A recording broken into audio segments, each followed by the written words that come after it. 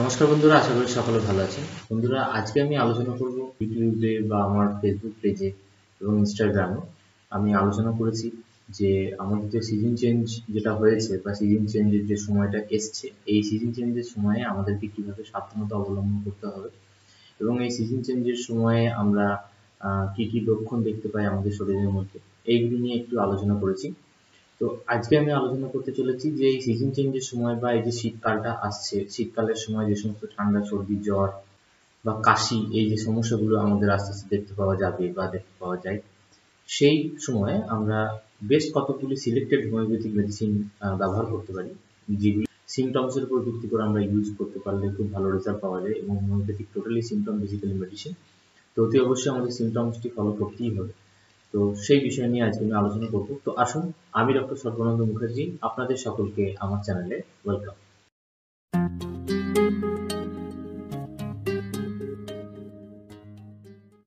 ঠান্ডা লাগলে পরে আমাদের প্রচন্ড পরিমাণে কষ্ট হয়, সেটা বড়দের ক্ষেত্রে কষ্ট হয়, ছোটদের ক্ষেত্রে কষ্ট হয়, সকলের ক্ষেত্রে কষ্ট হয়। এবং ডিজিজ মানেই হচ্ছে একটা সমস্যা, এবং ডিজিজ মানেই হচ্ছে একটা আমাদের যে নর্মাল ডেইলি যে ডিউটি থাকে, সেই ডিউটি থেকে আমরা কিছুটা বিচ্ছিন্ন হয়ে যাই এবং আমরা ঠিকঠাকভাবে নিজেদেরকে কানেক্ট করতে পারি না। তো ডিজিজ মানেই হচ্ছে খুব খারাপ জিনিস। তাই কতগুলি মেডিসিন, সিলেক্টেড মেডিসিন আমরা শীতকালের জন্য যদি ঠান্ডা লাগে তো আমরা ব্যবহার করতে পারি। এবং এই যে একটা দুটো টাইমের মধ্যে যে আমাদের ওয়েদারটা এখন চলছে, কখনো শীত, কখনো গ্রীষ্ম, কখনো গরম করছে, কখনো ঠান্ডা করছে, এই যে মিটিং টাইমে, এই টাইমটাতে আমরা বিভিন্ন রকমভাবে ঠান্ডা লাগে বা সর্দি লাগে, হাঁচি লাগে। তো এর জন্য আমরা কিছু সিলেক্টেড মেডিসিন নিয়ে আলোচনা করব।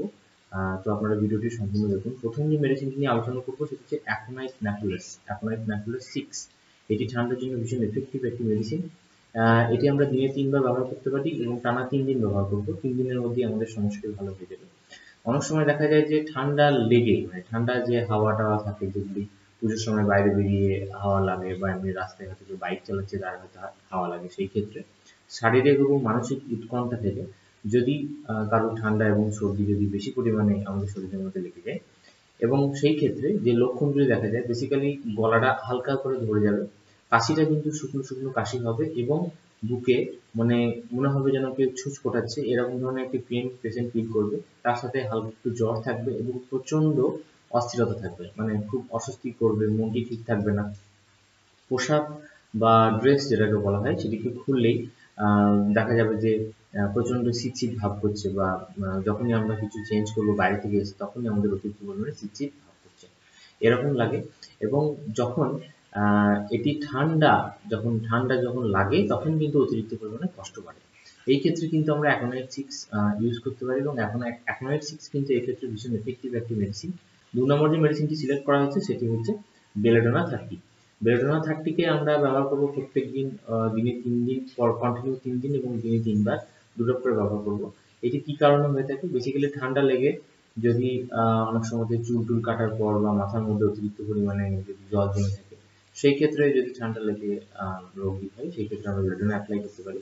এবং এর মধ্যে কোন কোন সিমটমসগুলো দেখতে পাই? প্রথমত হচ্ছে গলার কাছটা খুসখুস করবে বা সুরসুর করবে, এবং সঙ্গে হালকা করে কাশি থাকবে। গলাটা কিন্তু হালকা করে ভেঙে যেতে পারে, মানে স্বর লোপ হতে পারে। এবং হুপিং কাশির মতো এক ধরনের কাশি, যে কাশিটি মানে সাধারণত আমরা যে কাশিতে কাশি সেরকম ধরনের কাশি নিয়ে একটি এক্সট্রা একটি কাশির মতো বেরোবে, একটি ঘং ঘং শব্দ ধরনের। তো এরকম ধরনের কাশি যদি শুরু হয়ে যায়, এবং যদি অতিরিক্ত পরিমাণে যদি জ্বর থাকে এবং জল পিপাসা যদি কম থাকে, এবং কপালের দুপাশে, মানে ঠিক এরকম সাইডগুলোতে আর কি, এরকম সাইডগুলোতে কপালের দুপাশে যদি টকটক করে যদি পেইন হয় বা যন্ত্রণা হয়, এই লক্ষণে কিন্তু আমরা বেলেডোনা অ্যাপ্লাই করতে পারি।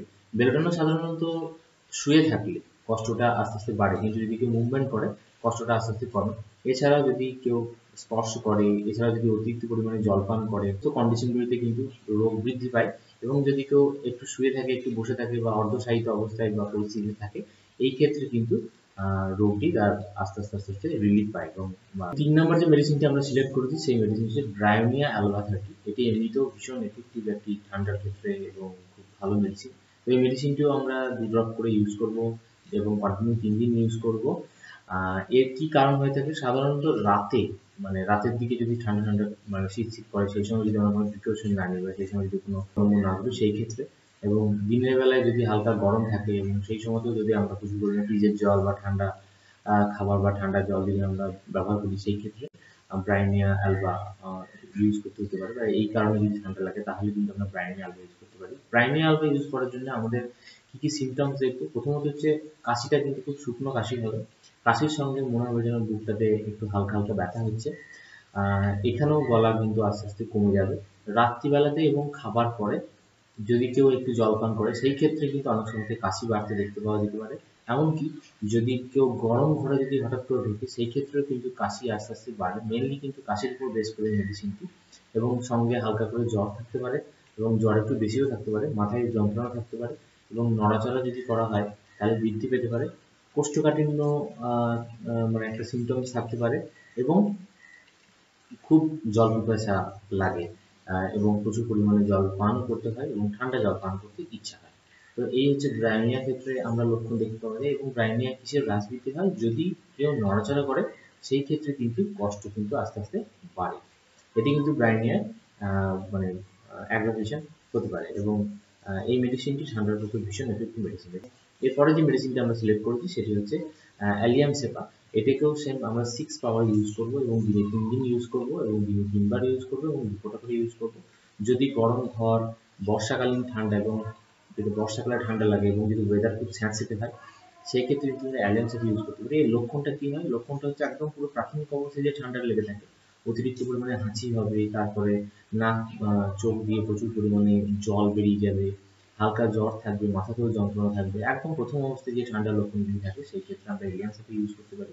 এলিয়াম সেপা সাধারণত ওই গরম ঘরে ঢুকলে এবং ঠান্ডায় খোলামেলা জায়গাতে কিন্তু গরম ঘরে ঢুকলে কিন্তু এর সমস্যাটি বাড়ে, এবং ঠান্ডা খোলামেলা জায়গায় যত চলে আসে পেশেন্ট তত কিন্তু আস্তে আস্তে রিলিফ বোধ করে এবং ফ্রি বোধ করে। তো একদম ঠান্ডার প্রাথমিক অবস্থায় কিন্তু আমরা এলিয়াম সেপা ইউজ করতে পারি। এরপরে যে মেডিসিনটা আমরা সিলেক্ট করেছি সেটা হচ্ছে আর্সেনিক অ্যালবা। আর্সেনিক অ্যালবাকে আমরা 30% ইউজ করতে পারি। ওই একইভাবেই আমরা ইউজ করবো 2 ড্রপ করে ডেলি 3 বার। এবং এটি ক্ষেত্রে দেখা যায় ঠান্ডা লেগে কেউ হয়তো সমুদ্র ধারে বেড়াতে গেছে এবং সেখানে তার ঠান্ডা লেগে যায়, সেই ক্ষেত্রে আর্সেনিক অ্যালবা। এবং অনেকে যদি মানে বাসি এবং পচা জিনিসপত্র যদি কেউ আহ, আহ, গন্ধ যদি ওঠে ফ্রিজ থেকে বা কোনো একটি জায়গা থেকে যদি বাজে পচা জিনিসপত্র যদি গন্ধ ওঠে সেই ক্ষেত্রে কিন্তু যদি ঠান্ডা লেগে যায় তাহলে কিন্তু আমরা আর্সেনিক অ্যালবা ইউজ করতে পারি। এবং আর্সেনিক অ্যালবা বেসিক্যালি যে সমস্ত সিমটমসগুলি আমরা দেখতে পাই সেটা হচ্ছে মানে যখন আর্সেনিক অ্যালবা পেশেন্ট কাশে তখন যেন মনে হয় তার সমস্ত কিছু আটকে যাচ্ছে, তার গলা যেন মনে হয় আটকে যাচ্ছে। এছাড়াও দিনের মধ্য অংশে এবং মধ্যরাত্রিতে মানে বেলা 12টার দিকে এবং রাত্রি 12টার দিকে এরকম যে মিডল যেটা টাইম থাকে সেই সময় কিন্তু পেশেন্টের ডিজিজ অ্যাগ্রাভেশনটা আস্তে আস্তে হতে থাকে এবং খুব প্রবলেম হতে থাকে। পেশেন্ট যদি চিত হয়ে শুয়ে থাকে তাহলে কিন্তু কষ্ট পেশেন্টের কিন্তু আস্তে আস্তে বাড়তে দেখতে পাওয়া যায়। পেশেন্টের মধ্যে শুকনো কাশি দেখতে পাওয়া যায়। এছাড়া মনের মধ্যে প্রচুর পরিমাণে অবসন্নতা ভাব দেখতে পাওয়া যায়, এবং শরীরের মধ্যে প্রচুর পরিমাণে উত্তাপ বেড়ে যেতে থাকে। রোগী প্রচন্ড অস্থিরতা মানে প্রচন্ড অস্থির হয়ে পড়ে, কখন আমার রোগটা সারবে, কখন আমি ঠিক হতে পারবো এরকম। এবং সঙ্গে কিন্তু অতিরিক্ত পরিমাণে জল পিপাসা দেখতে পাওয়া যায়।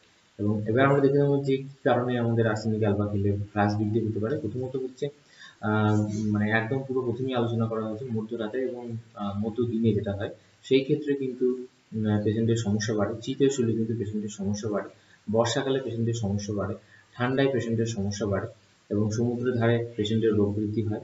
এবং উত্তাপ এবং উষ্ণ পানীয় মানে একটু গরম জায়গা এবং যদি গরম জল বা চা টাইপের বা এই টাইপের যদি কিছু খায় আর কি সেই ক্ষেত্রে কিন্তু পেশেন্টের আরাম বোধ হয়, এবং বাকিগুলোতে পেশেন্টের কিন্তু রোগ আস্তে আস্তে বাড়তে দেখতে পাওয়া যায়। নেক্সট যে মেডিসিনটা আমরা সিলেক্ট করেছি সেটা হচ্ছে অ্যান্টিনটার 30। অ্যান্টিনটার 30কেও আমরা ঠিক সেম ইউজ করবো 2 ড্রপ করে ডেলি 3 বার, এবং কন্টিনিউ 3 দিন ব্যবহার করবো। যদি সাঁতারুদের সর্দি লাগে মানে সাঁতারু মানে যারা হয়তো সুইমিং পুলে যারা সাঁতার করে, বাচ্চারা অনেক সময় সাঁতার শেখে, বড়রাও যায়, সেই ক্ষেত্রে সুইমিং পুল থেকে যদি আমাদের ঠান্ডা লেগে যায় সেই অ্যান্টিনটা ইউজ করতে পারি। এবং যদি জলে ভিজে বা ঠান্ডা আবহাওয়াতে যদি আমরা মানে অনিয়ম করে থাকি সেই ক্ষেত্রে অ্যান্টিনটাট আমরা ইউজ করতে পারি। এর লক্ষণ সাধারণত হচ্ছে এবং খুব ছোট ছোট বাচ্চাদের ক্ষেত্রেও এটি খুব কমন, মানে একদম ইনফ্যান্টদের ক্ষেত্রেও কিন্তু এটি কমন দেখতে পাওয়া যায়। সেটি হচ্ছে যে ভেতরে একটি ঘর ঘর শব্দ ওঠে। তো অ্যান্টিনটাটের বিশেষ একটি মানে সিমটমস হচ্ছে ঘর ঘর শব্দ ওঠে, এবং যেটা শ্লেষ্মা যুক্ত থাকে বাট শ্লেষ্মাটা কিন্তু উঠতে চায় না, এরকম একটি প্রবলেম দেখতে পাওয়া যায়।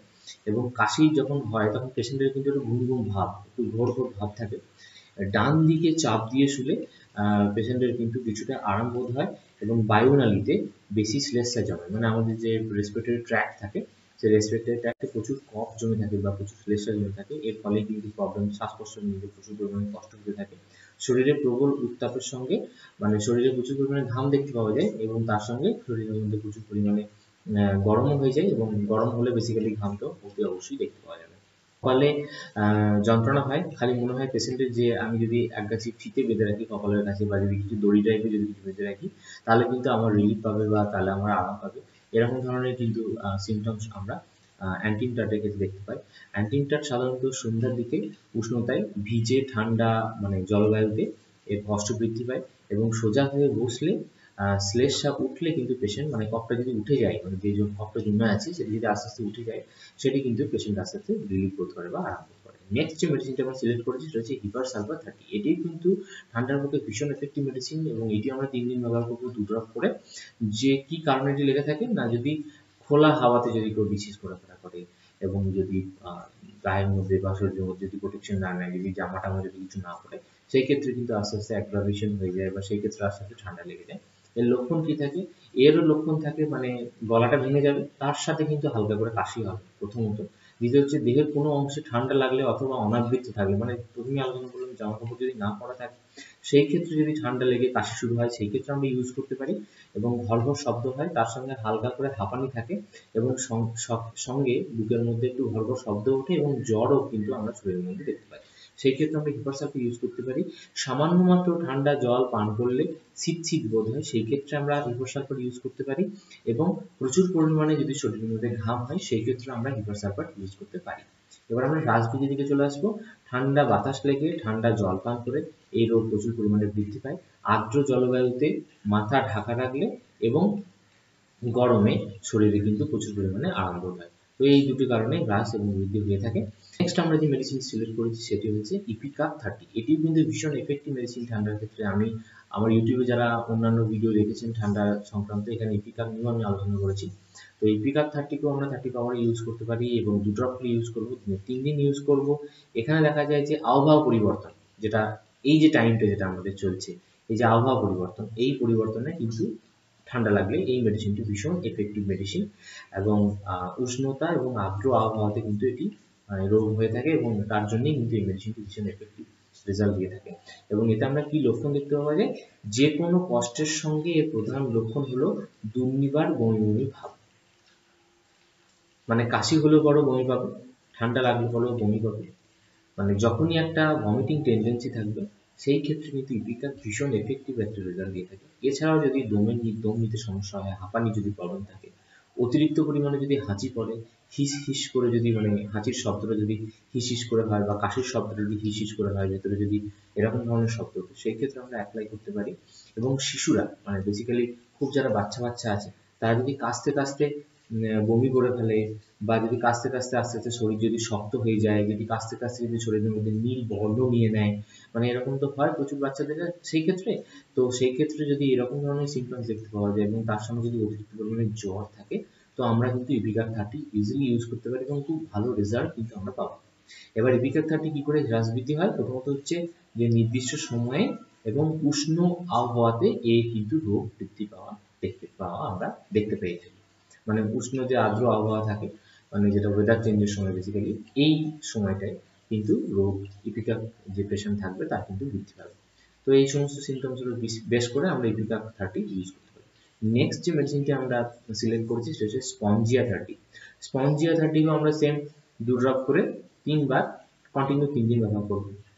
এটিতে সাধারণত দেখা যায় যে ঠান্ডা বাতাস লেগে বাইকে যাচ্ছে, বাসে যাচ্ছে, ট্রেনে যাচ্ছে বা এমনি কোনো জায়গায় হয়তো খালি গায়ে যাচ্ছে, তো ঠান্ডা যে হাওয়াটা আছে বা বাতাসটা আছে সেইটি লেগে গিয়ে যদি আমাদের শরীরের মধ্যে আমরা দেখতে পাই যে ঠান্ডা লেগে যাচ্ছে, সেই ক্ষেত্রে আমরা এটা ইউজ করতে পারি। এবং এর সিমটমস কি দেখা যায়? শুকনো কাশি থাকবে এবং কাশির মধ্যে একটা ঘেউ ঘেউ শব্দ উঠবে, আর শ্বাস গ্রহণে এবং মাঝরাতের আগে কিন্তু রোগটি আস্তে আস্তে আস্তে একটু বৃদ্ধি পেতে থাকবে। এবং গরম পানীয় যদি কেউ ইউজ করে, চা বা এমনি ওয়ার্ম ওয়াটার যদি কেউ ইউজ করে, সেই ক্ষেত্রে রোগ একটুখানি রিলিফ পাবে এবং বায়ুনালীতে মানে রেসপিরেটরি ট্র্যাক্টে সর্দির সঙ্গে বিশেষ করে শব্দ উঠবে, তার সঙ্গে একটু হাঁপানির সমস্যা থাকবে। হাঁপানির সমস্যাটা অতি অবশ্যই থাকবে স্পঞ্জিয়াতে, এবং কাশিটা খুব শক্ত ধরনের কাশি থাকবে, খুব ড্রাই কাশি থাকবে, যেন মনে হচ্ছে কোনো যেন যদি কেউ মনে হয় যে কোনো কাঠের মধ্যে যে যারা মিস্ত্রি আছে তারা যখন মেশিনটি দেয় এখন যে ঘর ঘর যে শব্দটি ওঠে সেরকম ধরনের যে শব্দটি ফুটবে, সেই ক্ষেত্রে কিন্তু আমরা ইউজ করতে পারি স্পঞ্জিয়া। এবং যে কোনো উৎকণ্ঠার সঙ্গে জ্বর, মানে হয়তো কিছু টেনশন করছে, সেই ক্ষেত্রে যদি জ্বর চলে আসে সেই ক্ষেত্রে আমরা স্পঞ্জিয়া টোস্টটা ইউজ করতে পারি। এবং এটি সাধারণত মাঝরাতে বাড়ে, মাথা নিচু করে শুলে বাড়ে, এবং গরম পানীয় আর ব্যবহার করলে এটি কিন্তু আস্তে আস্তে আরাম দিয়ে। তো বেস করে আমরা ইউজ করতে পারি। তো বন্ধুরা, আমরা হোমিওপ্যাথিক মেডিসিন হচ্ছে টোটালি সিমটোমেটিক্যালি ট্রিটমেন্ট, সিমটোমেটিক্যালি ভাবে ট্রিটমেন্ট করা হয়। তো এটি সিমটমসের বাইরে কিন্তু কোনো ডাক্তারবাবু আপনাদেরকে ট্রিটমেন্ট করতে পারবেন না। যখনই ডাক্তারবাবুদের কাছে যাবেন তখন যেন খুব সুন্দরভাবে আপনার সিমটমসগুলো আপনি ডাক্তারবাবুর কাছে বর্ণনা করবেন, তাহলে কিন্তু উনি মেডিসিনটি খুব ভালোভাবে সিলেক্ট করতে পারবেন, এবং ওনাদের ক্ষেত্রেও খুব ভালো এবং আপনাদের ক্ষেত্রেও খুব ভালো। তো বেসিক্যালি এই সমস্ত মেডিসিনগুলি আমরা আবহাওয়া পরিবর্তনের সঙ্গে এবং শীত আসার সাথে সাথে আমরা ইউজ করতে পারি, এবং এই সমস্ত সিমটমসের উপর বেস করে ইউজ করতে পারি। তো আশা করি বাড়িতে ছোট বাচ্চাদের এবং বড়দের ক্ষেত্রে খুব ভালো রেজাল্ট দেবে আপনারা মেডিসিনগুলি যদি আপনাদের বাড়িতে রাখেন। তো আপনাদের অনেক উপকার দেবে। তো আশা করি আপনাদের এই ভিডিওটি খুব ভালো লেগেছে। যদি আপনাদের এই ভিডিওটি ভালো লেগে থাকে তাহলে অতি অবশ্যই আমাকে লাইক, শেয়ার, কমেন্টের মাধ্যমে জানাবেন, এবং আমার চ্যানেলটি সাবস্ক্রাইব করতে ভুলবেন না। তার সাথে আমার ফেসবুক পেজটি অতি অবশ্যই লাইক করবেন, এবং আমার ইনস্টাগ্রাম অ্যাকাউন্টটাও অতি ফলো করবেন। এবং তার এর যে লিঙ্ক আছে, এই লিঙ্ক আমার অ্যাবাউট বলে যে অপশনটি আছে ইউটিউব চ্যানেলে, সেখানে যান এবং দেখতে পাবেন। এছাড়াও ডেসক্রিপশনে লিঙ্ক দেওয়া থাকে। তো আজকে ভিডিওটি এখানেই শেষ করছি। সকলে ভালো থাকবেন, সবাইকে ভালো রাখবেন। দেখা হচ্ছে পরবর্তী ভিডিওতে। নমস্কার।